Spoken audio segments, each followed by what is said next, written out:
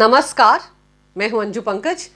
लोकसभा की सदस्यता जाने के 2 दिन बाद राहुल गांधी ने चुप्पी तोड़ी, मीडिया के सामने आए, पत्रकारों से बात की, लेकिन सजा से जुड़े सवालों के जवाब नहीं दिए। सिर्फ अडानी के मुद्दे पर ही पुरानी बातों को दोहराया। वहीं दूसरी तरफ कांग्रेस अब राहुल गांधी को मिली इस कानूनी सजा को भुनाने में जुट गई है। एक विक्टिम कार्ड खेला जा रहा है। ये दिखाने की कोशिश हो रही है कि राहुल गांधी चूंकि पीएम मोदी के खिलाफ बोलते हैं, इसलिए उन्हें यह सजा मिली।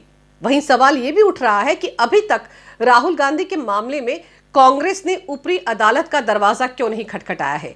इन्हीं तमाम मुद्दों पर चर्चा करने के लिए इस वक्त मेरे साथ मौजूद हैं जाने माने वरिष्ठ पत्रकार ओमकार चौधरी जी।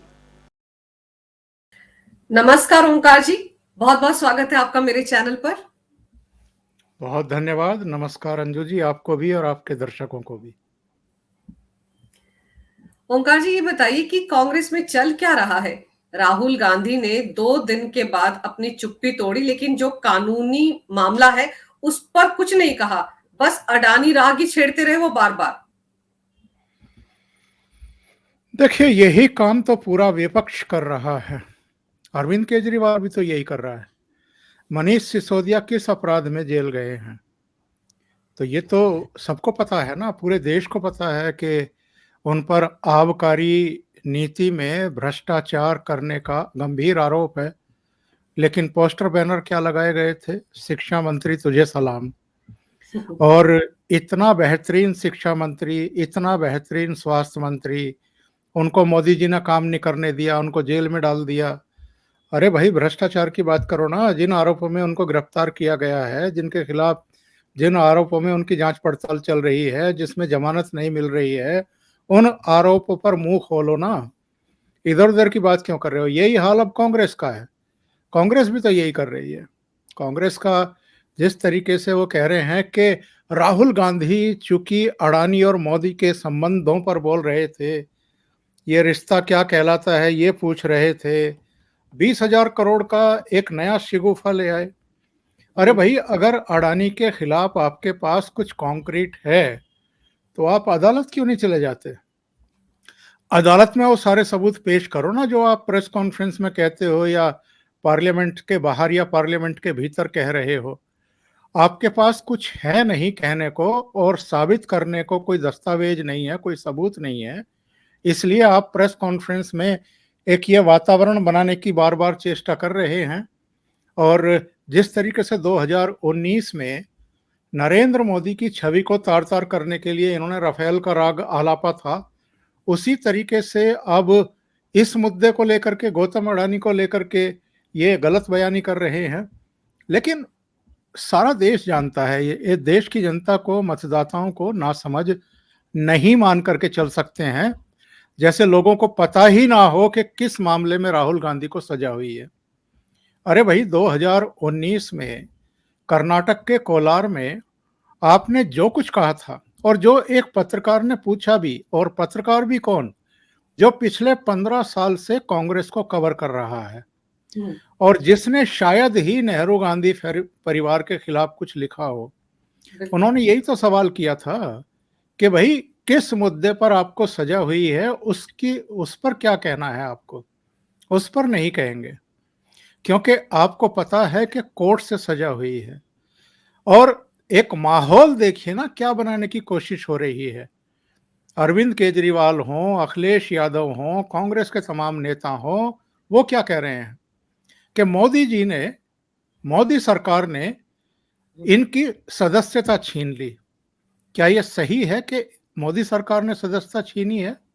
इससे पहले मैंने कल रात भी एक प्रोग्राम किया था, उसमें मैंने कहा था कि ये पहला केस है क्या कि जब 2 साल की या 2 साल से ज्यादा की किसी को सजा हुई हो और उसकी स्वतः ही सदस्यता खत्म हो गई हो। 2013 से पहले ये व्यवस्था थी। 2013 में सुप्रीम कोर्ट ने ये आदेश दिया था, ये व्यवस्था दी थी कि जैसे ही अदालत से किसी को 2 साल की सजा के लिए कन्विक्ट किया जाता है, दोषी ठहराया जाता है, स्वतः ही उसकी सदन की सदस्यता चली जाएगी। तो ये मोदी सरकार ने किया है या भारतीय जनता पार्टी ने किया है? या लोकसभा अध्यक्ष ने किया है, ये अगेन एंड अगेन जो है पब्लिक की आंखों में धूल झोंकने वाला मामला है और ये लगातार झूठ बोलते आ रहे हैं। इतने झूठ अब तक बोल चुके हैं कि अब लोगों ने इनकी शिनाख्त कर ली है कि नॉन सीरियस नेता हैं। कभी कुछ कहते हैं, कभी कुछ कहते हैं, चीजों को फिर ट्विस्ट करने की कोशिश करते हैं। इसलिए ये जो भी अब बातें कर रहे हैं उस पर कोई यकीन करने को तैयार नहीं है। ओंकार जी, सबसे अहम बात यह है कि राहुल गांधी के मुद्दे पर ऊपरी अदालत में अपील करने में कांग्रेस इतना वक्त क्यों ले रही है? क्या कांग्रेस के नेताओं को यह पता है कि इस मुद्दे में ज्यादा दम नहीं है, इसलिए क्यों ना राहुल गांधी को बलिदानी बताकर इस मुद्दे का फायदा उठाने की कोशिश की जाए? क्योंकि उनके तेवरों से तो यही लग रहा है। पवन खेड़ा के मामले में वो 1 घंटे में मेंशन कर देते हैं अभिषेक मनु सिंघवी इस पूरे मामले को कोर्ट में, सुप्रीम कोर्ट में। लेकिन राहुल के मामले में 2 दिन से यही कहा जा रहा है, अभी जाएंगे, कल जाएंगे। अभी तक तो खबर ही आई नहीं है कि वो हाई कोर्ट गए भी हैं या नहीं। काम तो सारे होंगे, ये हाई कोर्ट भी जाएंगे। हाई कोर्ट से भी अगर खारिज हो गया और निचली अदालत के फैसले को सही बताया गया तो ये सुप्रीम कोर्ट भी जाएंगे। क्योंकि कहने को मेरा भाई योद्धा है, वो किसी से नहीं डरता, या राहुल गांधी भी सीना ठोक करके कहे कि मैं किसी से नहीं डरता। पिछले 9 साल से तो हम यही सुन रहे हैं ना कि मैं किसी से नहीं डरता। इस देश की जनता से तो डरो, ऊपर वाले से तो खौफ खाओ, संविधान से तो डरो, अदालतों से तो डरो। जहां ये मामले पहुंच रहे हैं अब अल्टीमेटली, आमतौर पर तो क्या होता है अंजू जी कि जनसभाओं में बहुत सारी बातें कह दी जाती हैं, उनको ओवरलुक कर दिया जाता है। लेकिन ये बयान ऐसा था जिसमें इन्होंने ये कहा कि ये मोदी मोदी मोदी और मोदी ढूंढ लो, वो भी ऐसे ही चोर मिलेंगे। और नाम लिए थे नीरव मोदी, ललित मोदी, नरेंद्र मोदी। नरेंद्र मोदी ने क्या चोरी कर ली भाई? या अगर आपके पास कुछ है ऐसा और पूरे मोदी कम्युनिटी को आपने एक तरीके से गाली दी वहां खड़े होकर के, तो भैया कौन बर्दाश्त करेगा? और आप कैसे पॉलिटिशियन हैं? आप कांग्रेस के लिए पिछड़े वर्ग की वोट जोड़ने के लिए निकले हैं या उन वर्गों के वोटरों को नाराज करने के लिए, गाली देने के लिए निकले हैं? तो इन्होंने कुछ आगे पीछे सोचा नहीं और सोचते भी नहीं है। जो मन में आता है वो कहते हैं। और जो मूल प्रश्न है आपका कि ये कांग्रेस जो है हाई कोर्ट क्यों नहीं जा रही है, ऊपरी अदालत में क्यों नहीं जा रही है, तो सबसे पहले तो अगर इनके पास कोई सच्चाई का पुट होता या इनको लगता कि लोकसभा सचिवालय ने गलत तरीके से इनकी सदस्यता रद्द की है, तो सबसे पहले तो लोकसभा का सचिवालय का जो नोटिफिकेशन है उसको चैलेंज कर लेते जाकर के सुप्रीम कोर्ट में। क्यों नहीं किया? क्योंकि आपको पता है कि जैसे ही सूरत की अदालत ने इनको 2 साल की सजा सुनाई, उसी क्षण लोकसभा का नोटिफिकेशन तो खाली औपचारिकता है, अगले दिन जारी हुआ, उसी क्षण आपकी सदस्यता खत्म हो चुकी थी जब आपको 2 साल की सजा सुनाई गई। इसलिए किसी अदालत में ये उस नोटिफिकेशन को चैलेंज नहीं कर सकते थे। इनके बड़े दिग्गज वकील हैं ना, अभिषेक मनु सिंघवी से लेकर के बहुत सारे, उन्होंने समझा दिया होगा। मुझे हैरत इस बात की है कि जब यह मामला चल रहा था 2019 से लेकर के अब तक 3 साल तो हो गए ना इस मामले को चलते हुए, तो ये जो इनके सो कॉल्ड दिग्गज वकील हैं, इन्होंने राहुल गांधी को समझाया क्यों नहीं? और कई दृष्टांत हमारे सामने हैं, इनके भी सामने हैं। अरविंद केजरीवाल ने एक बार नितिन गडकरी को सबसे भ्रष्ट नेता बताया, एक बार अरुण जेटली पर गंभीर किस्म के आरोप लगा दिए दिल्ली क्रिकेट एसोसिएशन को लेकर के, एक बार इन्होंने पंजाब के एक नेता विक्रम मजीठिया के खिलाफ बहुत ही बेहुदा किस्म के आरोप लगाए। इन तीनों ने अरविंद केजरीवाल को अदालत में घसीट लिया, मानहानि के मामले में और आपराधिक मामले में घसीटा। एक तो नॉर्मल होता है, एक आपराधिक मामला होता है, क्योंकि ऑन रिकॉर्ड था, सब कुछ वीडियो पर था, उसमें कोई सबूत लाने की, जुटाने की कोशिश करने की आवश्यकता नहीं थी। जब अरविंद केजरीवाल को लगा कि तुम फंस गए हो बहुत बुरी तरह और डिस्क्वालिफिकेट हो सकते हो, ये गडकरी के पास भी गए, कैमरों के सामने माफी मांगी, लिखित में माफी मांगी, अरुण जेटली से इन्होंने माफी मांगी, विक्रम मजीठिया से इन्होंने माफी मांगी। उस पर यह आरोप लगा दिया था कि ये ड्रग्स के कारोबार में शामिल है, तो विक्रम मजीठिया ने घसीट लिया अदालत में कि साबित करो। तो तीनों से माफी मांगी और वो डिस्क्वालीफाई होने से बच गया, क्योंकि वो सियाना था, उसको पता था कि केवल 2 साल के लिए जेल नहीं होने वाली है और 2 यानी 6 साल के लिए जेल होने वाली थी, और उसके बाद मल्टीप्लाई कर लो कितने सालों तक आप नहीं लड़ सकते हैं कोई चुनाव। अभी सत्येंद्र जैन को जब सजा सुनाई जाएगी, मनीष सिसोदिया को जब सजा सुनाई जाएगी, वो कितने साल की होगी, वो जब सजा पूरी हो जाएगी उसके भी आगे 6 साल तक वो कोई चुनाव नहीं लड़ पाएंगे। इसी तरीके से अरविंद केजरीवाल को भी ये दिखाई दे रहा है कि आबकारी घोटाले की आंच तो उन तक पहुंचने वाली है, इसलिए अनपढ़ प्रधानमंत्री, ये प्रधानमंत्री, वो प्रधानमंत्री, अरे भाई आप चिल्लाइए, आप विक्टिम कार्ड खेलिए, लेकिन जो एजेंसियां जांच पड़ताल कर रही हैं वो थोड़ा रुक जाएंगी। तो ये पेशबंदी है कि जब आपकी गर्दन नपेगी, जब आपको गिरफ्तार किया जाएगा, जब आपको सम्मन जारी करके पूछताछ के लिए बुलाया जाएगा, तो आप एक ये माहौल बनाने की कोशिश करें पूरे देश में कि चूंकि मैं नरेंद्र मोदी को क्रिटिसाइज कर रहा था, उनको अनपढ़ बता रहा था, तो इसलिए मेरी गर्दन दबोच ली गई है, बदले की भावना से राजनीति की जा रही है। यही काम राहुल गांधी कर रहे हैं, उनकी कांग्रेस पार्टी कर रही है। 3 साल से यह मुकदमा चल रहा था, किसने रोका था आपको? आप जाते ये प्रूव करते अदालत में कि साहब जिन मुद्दों को लेकर के हम पर ये मुकदमा किया गया है इसमें कोई सच्चाई नहीं है, या ये साबित करते कि मेरे कहने का ये आशय नहीं था, या जा करके माफी मांग लेते कि भाई मोदी समुदाय के लोगों को, उनकी भावनाओं को जो ठेस पहुंची है उसके लिए मैं खेद व्यक्त करता हूं, मेरे मुंह से निकल गया था, मामला वहीं खत्म हो जाता। और मानहानि के 90% से ज्यादा केसों में अंजू जी यही होता है, किसी न किसी के बारे में कुछ कह दिया, वो चीजें मानहानि के मुकदमे तक पहुंच गई, 599 से लेकर के 504 तक, और केस दर्ज हो गए, प्रक्रिया शुरू हो गई, उसके बाद एक रजामंदी हो जाती है, माफीनामा हो जाता है, और जिसकी मानहानि होती है वो भी उसको ये समझ करके माफ कर देता है कि चलो इसने माफी मांग ली है तो मैं खत्म कर देता हूं मामले को।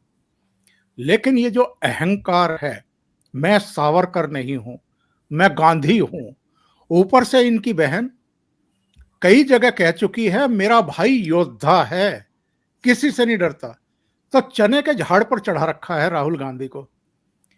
प्रियंका वाड्रा ने क्यों चढ़ा रखा है, क्यों अपने भाई को जेल के मुहाने तक पहुंचा दिया उन्होंने, और कुछ कांग्रेसियों ने क्यों इनको मतलब टूंडे पे चढ़ा रखा है कि साहब तुम तो बहुत बहादुर हो, तुम तो बहुत बड़े योद्धा हो, तुम तो किसी को कुछ भी कह सकते हो, तुम्हारे लिए तो ये संविधान, ये पार्लियामेंट, ये राष्ट्रपति, ये उपराष्ट्रपति, ये प्रधानमंत्री क्या चीज है, तुम तो बहुत ऊपर की चीज हो, तुम तो राजवंश से हो भाई, तुम लोगों ने तो राज किया है, तो तुम पे कानून थोड़ा लागू हो सकता है, तुम्हें कोई अदालत जेल थोड़ा भेज सकती है। तो ये जो गलतफहमी है, ये गलतफहमी इनको लेकर के बैठ गई। और ओंकार जी, सबसे मजेदार ये है कि अभी तक ममता बनर्जी जो राहुल गांधी का भी विरोध कर रही थी, कांग्रेस से दूरी बनाकर रखी हुई थी, वो भी राहुल के समर्थन में आ गई हैं, अखिलेश यादव आ गए, पूरा का पूरा जो विपक्ष है वो राहुल गांधी की लोकसभा की सदस्यता जाते ही कांग्रेस के नजदीक आने की कोशिश कर रहा है। तो ये कौन सा खेल चल रहा है अब विपक्षी खेमे में? नहीं, कांग्रेस के नजदीक आने की कोशिश नहीं कर रहा है, बहुत सियाने लोग हैं विपक्ष में, अलग अलग दलों को जो चला रहे हैं। कांग्रेस के सामने जो ये एक बहुत बड़ा नेतृत्व का संकट इस समय आया है, और जो एक खालीपन आने वाला है आगे, उसको कैप्चर करने के लिए अब विपक्षी दलों के नेताओं में होड़ छिड़ गई है, और वो ये दिखाना चाह रहे हैं कि वो राहुल गांधी के शुभचिंतक हैं, कांग्रेस के शुभचिंतक हैं। अगर इतने ही बड़े शुभचिंतक होते तो अब तक कोई भी इनको चिमटे से छूने को तैयार क्यों नहीं था? केसीआर, राहुल गांधी की बात होती थी, कांग्रेस की बात होती थी, एक क्लिप चल रही है। उस क्लिप में उन्होंने कहा है कि पूरा देश जानता है कि राहुल गांधी कितने बड़े बफून हैं, यानी कितने बड़े मस्खरे हैं। ममता बनर्जी ने क्या कहा था जब बंबई में उनसे सवाल पूछा गया था? उन्होंने कहा था कि ये तो नॉन सीरियस आदमी है, उनका आधा समय तो विदेशों में बीतता है और यूपीए कहाँ है। इसी तरीके से अरविंद केजरीवाल कांग्रेस की बुलाई किसी भी बैठक में जाने को तैयार।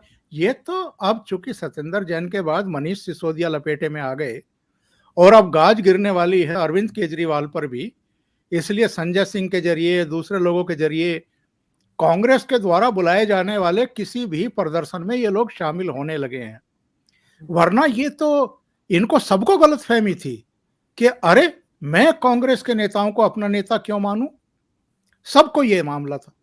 अब चूंकि एक एक करके इनको लगने लगा है कि यार ये जो गलत बयानी हो रही है इस पर तो आप नरेंद्र मोदी कुछ करें या ना करें, पर उनके बहुत सारे समर्थक हैं जो अदालतों में पहुंच गए हैं आपके खिलाफ।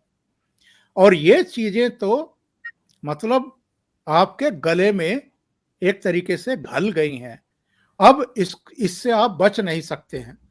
तो अब ये कह रहे हैं कि जैसे वो नेहरू के समय नारा लगा था हिंदी चीनी भाई भाई, तो कांग्रेसी आम आदमी पार्टी भाई भाई, कांग्रेस और तृणमूल कांग्रेस भाई भाई, कांग्रेस और शिवसेना भाई भाई, कांग्रेस और भारत राष्ट्र समिति भाई भाई। तो अब सब इकट्ठा हो रहे हैं। कुछ नहीं होता। एक वो बड़ा मजेदार चुटकुला है, कई बार सोशल मीडिया पर पढ़ने को मिलता है कि जब फला जानवर फला जानवर फला जानवर फला जानवर एक घाट पर इकट्ठे खड़े दिखाई दे रहे हों तो समझ लो कि दूसरे घाट पर शेर पानी पी रहा है। तो ये आलम है। 2014 में भी हमने देखा, 2019 में भी देखा, अभी 2024 भी आने वाला है। हर बार चुनाव जैसे जैसे नजदीक आता है ये सारे इकट्ठा होने की कोशिश करते हैं और नतीजा क्या निकलता है ये 14 में भी देखा, 19 में भी देखा और ये देश और दुनिया 2024 में भी देखेगी। आपको क्या लग रहा है अब जो मुद्दा है, एक तो अभी आपने जो कहा कि राहुल गांधी की सदस्यता जाने के बाद ये लोग जो स्पेस है कांग्रेस का उसको हासिल करने की होड़ मच गई है, लेकिन मुझे ये लग रहा है कि अब कहीं ना कहीं ममता बनर्जी को या अरविंद केजरीवाल को ये भी लग रहा होगा कि राहुल गांधी तो अब पीएम पद का उम्मीदवार बनने के लायक ही नहीं बचे हैं, तो क्यों ना एकजुट हो लिया जाए। क्योंकि राहुल गांधी की अगुवाई में ही पूरा विपक्ष एक साथ आने को तैयार नहीं था, लेकिन अब राहुल गांधी जब लड़ ही नहीं पाएंगे चुनाव तो उनको लग रहा है कि एक साथ हो लेते हैं तो कम से कम मौके का फायदा उठा लिया जाए, इसीलिए शायद वो अब राहुल के समर्थन में बातें कर रहे हैं। देखिए, हकीकत ये है कि ना तो ये देश राहुल गांधी को और इनके परिवार को अब सीरियसली ले रहा है और ना ही विपक्ष के नेता इनको सीरियसली लेने को तैयार हैं। इनके साथ 2004 में जो यूपीए बना था मनमोहन सिंह के नेतृत्व में सरकार बनाने के लिए, उस समय जितने घटक दल इकट्ठा हुए थे अब वो भी उतने नहीं बचे हैं। थोड़ा बहुत ऊपर नीचे चलता रहता है, कोई जाता है कोई आता है, वो एक अलग बात है। जैसे शिवसेना इनके साथ आ गई, पहले बीजेपी के साथ हुआ करती थी। इसी तरीके से एक दो दल और हो सकते हैं, लेकिन कुछ इनको छोड़ करके भी गए हैं। वही हैं जो अलग अलग मौकों पर आपको दिखाई देते हैं। और नवीन बाबू हों, जगन मोहन रेड्डी हों, चंद्रशेखर राव हों, ऐसे और कई चेहरे हैं जो इनकी बैठकों में कभी आते ही नहीं हैं, कभी शामिल होते ही नहीं हैं। और वो उस तरीके से प्रधानमंत्री नरेंद्र मोदी के खिलाफ पाला खींच करके कभी बयानबाजी करते हुए या लड़ते हुए, अभद्र भाषा का इस्तेमाल करते हुए भी दिखाई नहीं देते हैं। वो शांति से अपने अपने राज्यों में बैठे हैं, अपना काम कर रहे हैं, जनता की सेवा कर रहे हैं। और यही वजह है कि उड़ीसा में लाख प्रयास करने के बावजूद भारतीय जनता पार्टी ना लोकसभा में और ना विधानसभा में पहले नंबर की पार्टी बन पाई है। आंध्र प्रदेश में भी भारतीय जनता पार्टी का परफॉर्मेंस उतना अच्छा नहीं है। आप अगर आंकड़े उठा करके देखें। हाँ, तेलंगाना में जरूर स्पेस खाली हो रहा है और उसकी भरपाई ये लोग करेंगे। लेकिन पश्चिम बंगाल में ममता बनर्जी ने जितनी गलत बयानियां की थी, उसका नतीजा ये हुआ कि वहां कांग्रेस तो खत्म हो गई, वामपंथी खत्म हो गए। अब सेकंड नंबर की पार्टी जो है वहां भारतीय जनता पार्टी बन गई है।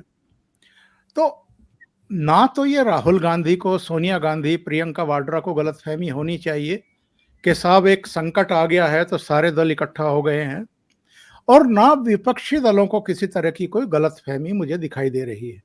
ये एक क्षण है, ये एक समय है, बस एक हफ्ते का समय बीतने दीजिए। उसके बाद फिर आप देखेंगे कि सब अपने अपने में मगन दिखाई देंगे, कोई कांग्रेस के पास खड़ा हुआ दिखाई भी नहीं देगा।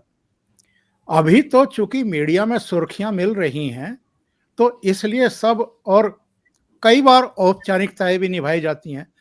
आगे के लिए भी तो देखते हैं ना। मान लिया कोई ऐसी सूरत बन जाए कि भारतीय जनता पार्टी को बहुमत ना मिले, मान लिया ऐसी सूरत बन जाए कि जो गैर कांग्रेसी, गैर भाजपा दल हैं, उनकी 150 के आसपास सीटें आ जाएं, तो ऐसे में सरकार बनाने के लिए उनको कांग्रेस के समर्थन की तो जरूरत पड़ेगी ना। तो इसलिए थोड़ी सी अगर राहुल गांधी की पेशबंदी कर ली जाए या राहुल गांधी की हिमायत कर ली जाए, तो इसमें क्या नुकसान है। बस उतनी भर कोशिश है, इसके ज्यादा नहीं।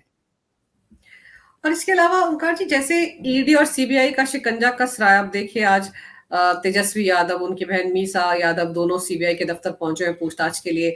फिर ये पहले तो इन सब ने मिलकर एक चिट्ठी प्रधानमंत्री को लिखी थी कि देखिए केंद्रीय जांच एजेंसियां हमको बड़ा तंग कर रही हैं। अब ये सारे 14 दल जो है ये सुप्रीम कोर्ट पहुंच गए। तो ये चाहते क्या है? क्या ये चाहते हैं कि भ्रष्टाचार करने की इनको एक लाइसेंस मिल जाए, उसके बाद इनके खिलाफ कोई कार्रवाई ना हो? क्या चाहते हैं? क्यों इस बार बार इस मुद्दे को लेकर कभी इधर कभी उधर जा रहे हैं? मैं देख रहा था उन 14 में से बस 3 या 4 दल ऐसे हैं जिनके खिलाफ कोई केस नहीं है, ना सीबीआई का ना ईडी का। लेकिन उनको भी कहीं लगता होगा कि कहीं हम भी लपेटे में ना आ जाएं भविष्य में जाकर के, क्योंकि ये एक ऐसी सरकार इस समय केंद्र में है जो किसी को बख्श नहीं रही है। अगर आपके खिलाफ लूटमारी के, भ्रष्टाचार के, गड़बड़ी के आरोप हैं, तो वो उनकी ना केवल जांच पड़ताल करने की छूट एजेंसियों को दे रही है, बल्कि उसे अंजाम तक पहुंचाने के लिए हरी झंडी भी दे रही है। विज्ञान भवन में नरेंद्र मोदी ने जब जो सतर्कता विभाग से जुड़े हुए तमाम अधिकारी थे उनको संबोधित किया था, तो उन्होंने कहा था कि घबराने की जरूरत नहीं है। जिन्होंने इस देश की जनता का लूटा है उनके खिलाफ बिना संकोच के कड़ी कार्रवाई करिए, कोई कितने भी बड़े पद पर है। तो संदेश और संकेत तो साफ दे दिया था ना नरेंद्र मोदी ने। और एक बार जनसभा थी, शायद उड़ीसा में थी या कौन से राज्य में थी, उन्होंने कहा भी था कि मैंने इतना बड़ा मोर्चा खोल दिया है इन लोगों के खिलाफ, ये मुझे जिंदा नहीं छोड़ेंगे। जिंदा नहीं छोड़ेंगे का मतलब ये नहीं है कि गोली मार देंगे, पर ये इन पर तमाम तरह के आरोप चस्पा करने की कोशिश करेंगे। और एक था कश्मीर फाइल्स में डायलॉग था पल्लवी जोशी का कि सरकार तो इनकी है पर सिस्टम तो हमारा है। तो इनको ये गलतफहमी है विपक्षी दलों को कि साहब सरकार भले ही नरेंद्र मोदी की है पर सिस्टम तो अभी भी हमारा साथ देता ही है। तो सुप्रीम कोर्ट इसलिए गए हैं कि सुप्रीम कोर्ट ऐसे तमाम मामलों को तुरंत सुनने के लिए तैयार हो जाता है। उसका अंजाम क्या होगा वो तो छोड़ दीजिए, लेकिन कम से कम इनको एक जगह लगती है कि यहां पहुंचिए। चुनाव आयोग के खिलाफ कुछ करना है, सुप्रीम कोर्ट पहुंचिए। प्रधानमंत्री के खिलाफ कुछ करना है, सुप्रीम कोर्ट पहुंच जाइए। तरह तरह की पीआईएल डलवा दीजिए। अब अगर सीबीआई और ईडी आपकी गर्दन दबोच रही है और अदालतों में जो वो सबूत प्रस्तुत कर रही है उन पर अदालतें सहमत दिखाई दे रही हैं, आपको जमानत नहीं दे रही हैं, आपको जेल भेज रही हैं, तो यह घबराहट है। और इस घबराहट में ये लोग अब मेरे विचार से अंतिम उम्मीद के तौर पर सुप्रीम कोर्ट के दरवाजे पर दस्तक दी है जाकर के इन्होंने। देखिए क्या होता है। पर मजेदार ये है कि बड़ा दोगलापन है। उसी सुप्रीम कोर्ट ने जब पेगासस के मामले पर केंद्र सरकार को क्लीन चिट दे दिया, तो उसके बावजूद राहुल गांधी विदेश जाकर कहते हैं कि मेरे फोन में पेगासस है। फिर उसी सुप्रीम कोर्ट ने अडानी के मामले पर एक कमेटी का गठन कर दिया है जो 2 महीने बाद अपनी रिपोर्ट सौंपेगी। उस पर इनको भरोसा नहीं है, लेकिन अब ईडी और सीबीआई से सुप्रीम कोर्ट इन्हें बचा लेगा, इसके लिए जरूर वहां जा रहे हैं। अब भरोसा है उन्हें सुप्रीम कोर्ट पर। लेकिन इनकी कथनी करनी में जो ये अंतर है और ये जो पाखंड है, इसको कम से कम भारत की जनता तो बहुत अच्छे तरीके से पहचान चुकी है। वरना क्या वजह है, आजादी के बाद कभी ऐसा नहीं हुआ, इमरजेंसी के बाद जो 77 में इलेक्शन हुए थे तब भी नहीं हुआ। तब भी कांग्रेस पार्टी को दक्षिण से कम 150 से ज्यादा सीटें मिल गई थी, 160 से ज्यादा मिल गई थी। इतना नीचे 44 सीटें। और अगला इलेक्शन 5 साल आपने खूब जी भर करके नरेंद्र मोदी के खिलाफ कैंपेन किया ना, और 1.5 साल पहले से तो आपने राफेल की पूंछ पकड़ ली थी।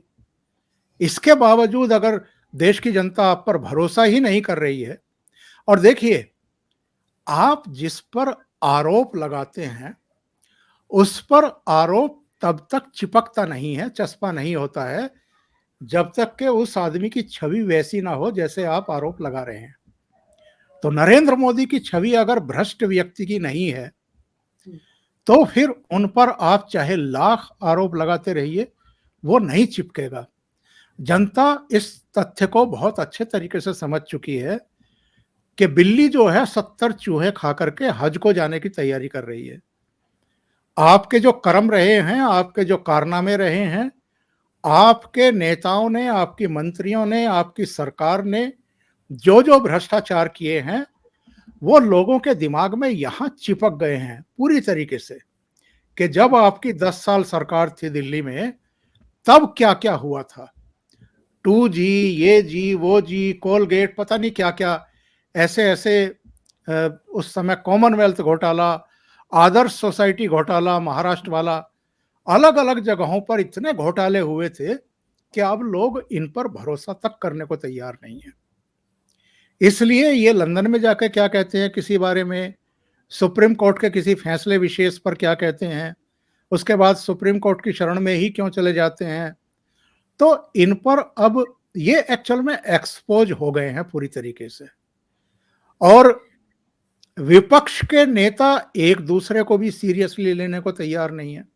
मुझे बताइए आप, क्या शरद पवार ममता बनर्जी को नेता मानने को तैयार हैं, या नीतीश कुमार ममता बनर्जी की लीडरशिप मानने को तैयार हैं? क्या राहुल गांधी शरद पवार, ममता बनर्जी, अरविंद केजरीवाल, केसीआर या नीतीश बाबू को अपना नेता मानने को तैयार हैं? कोई एक दूसरे को नेता भी मानने को तैयार नहीं है। एक दूसरे के द्वारा बुलाई जा रही बैठकों में भी सारे लोग शामिल नहीं होते हैं। कोई बैठ करके आगे की रणनीति भी तय नहीं हो पा रही है कि क्या क्राइटेरिया होगा अगर हम सब एक साथ आ जाएं। अगर मतलब कांग्रेस को ही नेतृत्व करना है 2024 का, जैसा आपने भी कहा कि अब राहुल गांधी तो है नहीं प्रधानमंत्री पद का दावेदार या चेहरा, उसने तो अपने पैर में खुद ही कुल्हाड़ी मार ली है। और क्यों मारी है ये भी मतलब बहुत ही दिलचस्प किस्सा है, आगे इस पे भी चर्चा कर सकते हैं।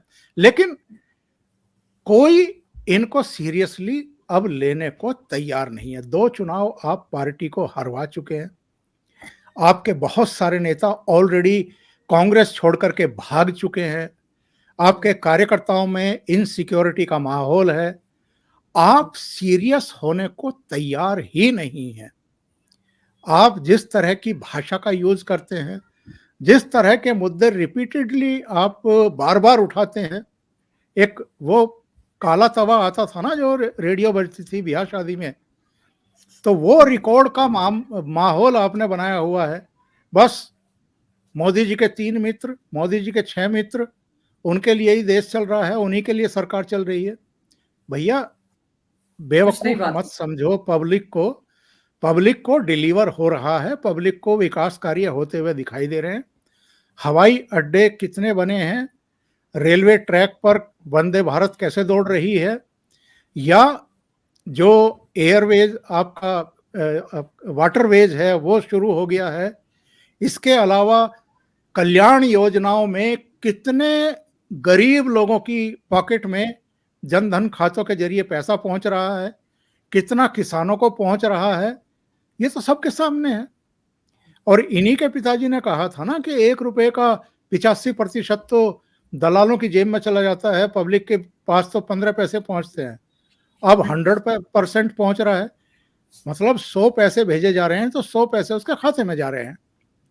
तो पब्लिक क्या इतनी बेवकूफ है कि जो आप उनको समझाना चाहेंगे वो समझ जाएंगे, और जो उनको दिखाई दे रहा है, जो उनका अनुभव है, उसको झुठला देंगे। लेकिन ओंकार जी, अभी आपने एक बात बहुत दिलचस्प कही कि राहुल गांधी ने क्यों कुल्हाड़ी पर अपना पैर रख दिया है, इस पर बता सकता हूं। तो मैं चाहती हूँ कि मेरे दर्शकों को ये जरूर बताएं कि आपको ऐसा क्यों लगता है कि राहुल गांधी ने जानबूझकर कुल्हाड़ी पर अपना पैर रखा है और माफी नहीं मांगी है, जो ऑप्शन उनके पास था। आप इनके भाषण जरा पिछले 9 साल के उठा के देख लीजिए। इन्होंने किस किस तरह की बातें कही हैं और उनको लगातार रिपीट किया है। दूसरी बात यह है कि जो मैंने शुरू वाले वक्तव्य में कहा था कि जब अरविंद केजरीवाल 3 अलग-अलग मामलों में माफी मांग करके अपना पिंड छुड़ा सकते हैं, तो इनको कौन रोक रहा था? लेकिन ये जो एक माहौल बनाया गया, सावरकर नहीं हूं, गांधी हूं, माफी नहीं मांगूंगा, ये जो चने के झाड़ पर चढ़े हुए हैं ये, और इनकी बहन ने और कुछ दूसरे नासमझ कांग्रेस नेताओं ने चढ़ा दिया है, इसका नतीजा देखिए, ये पैर पर कुल्हाड़ी मारने के समान ही है कि आप 2 साल के लिए जेल तो जा ही रहे हैं। अगर हाई कोर्ट और सुप्रीम कोर्ट से आपको राहत नहीं मिलती है, तो आप अगले 8 साल के लिए चुनावी राजनीति से बाहर हो गए हैं। यानी 2024 और 2029 का चुनाव आप लड़ नहीं सकते।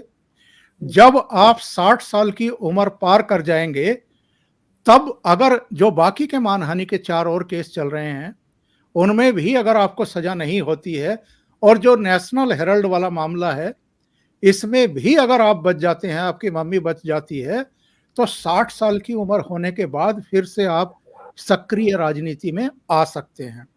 तो ये पैर पर कुल्हाड़ी मारने का नहीं है तो और क्या है ये? बिल्कुल। और फिर समझने वाली बात यह कि राफेल वाले मामले में सुप्रीम कोर्ट में लिखित में माफी मांगी थी ना उन्होंने, तो यहां भी मांग लेते। लेकिन फिर वही है ना कि मैं राहुल सावरकर नहीं हूं, मैं माफी वीर नहीं हूं, मैं माफी नहीं मांगूंगा, और इसीलिए अब वो लंबे फंस गए हैं। मुझे तो इससे भी आगे की कहानी लग रही है अंजू जी। पता नहीं आगे चल करके ये खुलासे भी होंगे कि नहीं होंगे। इन्होंने कांग्रेस के भीतर पार्टी की टॉप लीडरशिप पर बैठे हुए तमाम नेताओं को अपमानित कर रखा है। गुलाम नबी आजाद जैसे, जो इंदिरा गांधी के साथ, संजय गांधी के साथ, राजीव गांधी के साथ, इनकी मम्मी के साथ, पीवी नरसिम्हा राव के साथ, मनमोहन सिंह के साथ काम कर चुके इतने सीनियर नेता, जो 35 साल तक सीडब्ल्यूसी में थे और जो पार्टी के राष्ट्रीय महासचिव रहे, जो जम्मू कश्मीर के मुख्यमंत्री रहे, केंद्र में अलग अलग पदों पर अलग अलग मंत्रालय जिन्होंने संभाले, उन्होंने जो 8 पेज की चिट्ठी सोनिया गांधी को लिखी थी, उसको अगर हम गौर से पढ़ें तो समझ में आ जाएगा कि कांग्रेस के भीतर 2014 के बाद से चल क्या रहा था। नेताओं को, जो सीनियर मोस्ट नेता हैं कांग्रेस के, उनसे मिलने का समय नहीं था शहजादे के पास। और देखिए, जब कैमरे लगे हुए हैं, वीडियो बन रहे हैं, फोटोग्राफ, तो भारत जोड़ो यात्रा में क्या कारनामे कर रहे थे ये। समाज के अलग अलग वर्गों को बुला बुला करके उनसे लिपट रहे थे। अरे भाई, ये नाटक नौटंकी करने की जरूरत नहीं होती है। देश का विश्वास तब आपको हासिल होता है जब आप कुछ देश के लिए करते हुए दिखाई देते हैं।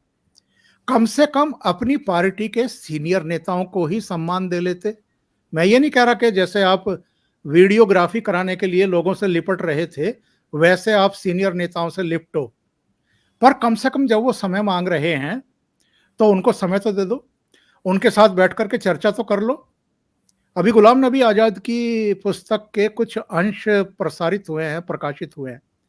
उन्होंने कहा है कि हिमंता बिस्वा शर्मा वाले मामले को मिस हैंडल किया गया। जब मैंने राहुल गांधी से कहा कि अगर हिमंता बिस्वा शर्मा चले गए तो असम में कांग्रेस पार्टी को नुकसान होगा, तो इन्होंने कह दिया कि जाने दो।